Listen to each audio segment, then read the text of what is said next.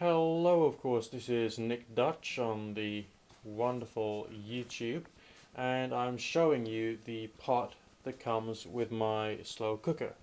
Why would I be doing this? Okay, well, quite simply, I wanted to go back to some more dark mirror scrying experiments, but I wanted to do them with a more traditional flair. Now, the mythology associated with witchcraft is that witches would use their cauldron, namely their cooking pot. Okay, it doesn't have to be a thing with three legs and it's round and bulbous and sits on the fire. It's a cooking pot. Okay, they had them so they could do cooking. So this is a form of cooking pot. Okay, it's a slow cooker cooking pot made of some variety of porcelain type, ceramic type material. Ceramic, I think, rather than porcelain. I'm not sure what the difference really is, okay? And it's black.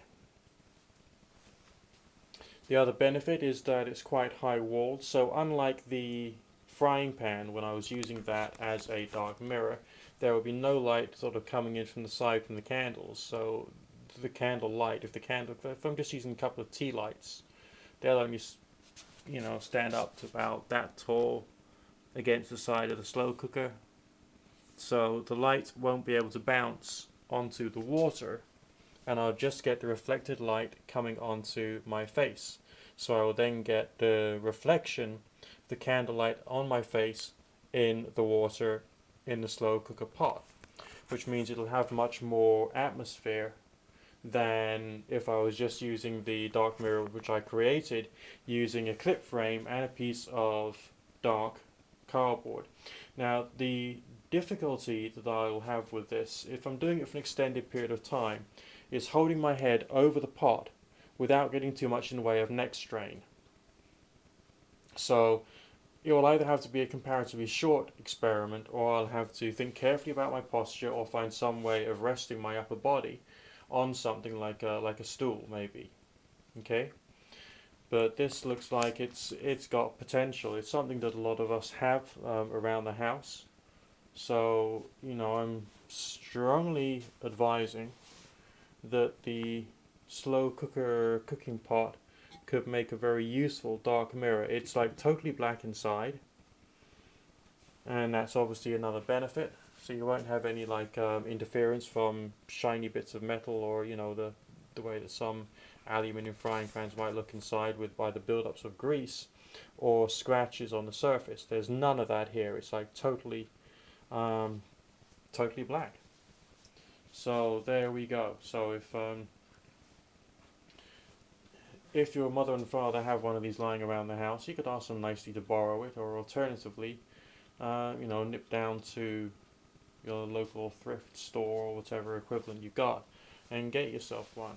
Okay, you can use anything basically, but essentially you choose things based upon the properties that they seem to have. I'm not talking about weird heebie-jeebie occult properties. I'm talking about physical properties, because what you're doing when you're doing a dark mirror scrying is you're using persistence of vision.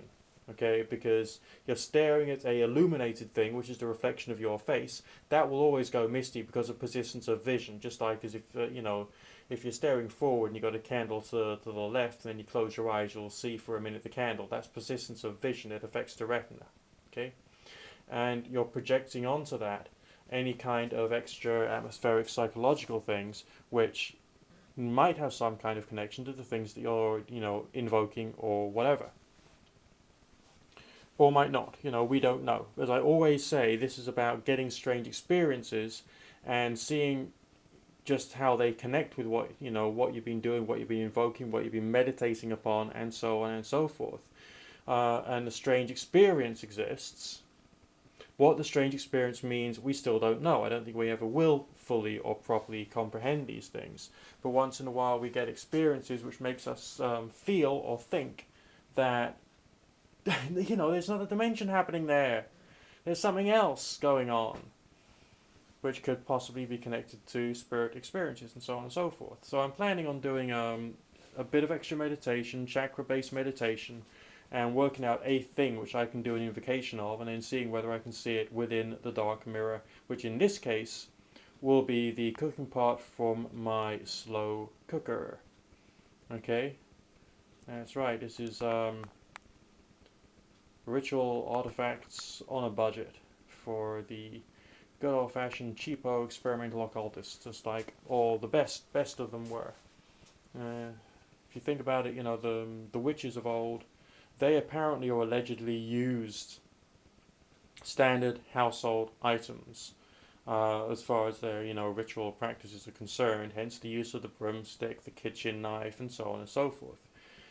Just things that they had, and they would use them in a ritualistic way. Of course, modern witchcraft takes the meanings associated with the Golden Dawn and basically Judeo-Christian forms of occult practice and brings them into a pagan religion. Okay, so that's just a little tidbit I thought I'd throw your way. But there we go. Now, if you want to give me some extra guidance and feedback, I was thinking of doing yet another Christmas invocation, but I thought maybe I'd do a thing for December the 21st, the end of the world, that sort of thing, and see if I can summon a grey, see if I can see an alien face in this thing. As obviously the aliens are about to sort of take over the planet. We're all going to die horribly according to some mad people with a dopamine imbalance. But anyway, the experimentation goes on. This is Nick Dutch filming a cooking pot. And people are actually going to watch this video. That's right, you can even video a cooking pot. And people are going to watch it. There you can see it from different angles. It's the star of the show. Oh, wow. Groovy, baby. So, okay. Ideas in the comment section as to what you want me to invoke. Would it be Santa Claus? Would it be a grey alien? You tell me, and we'll see what we can do.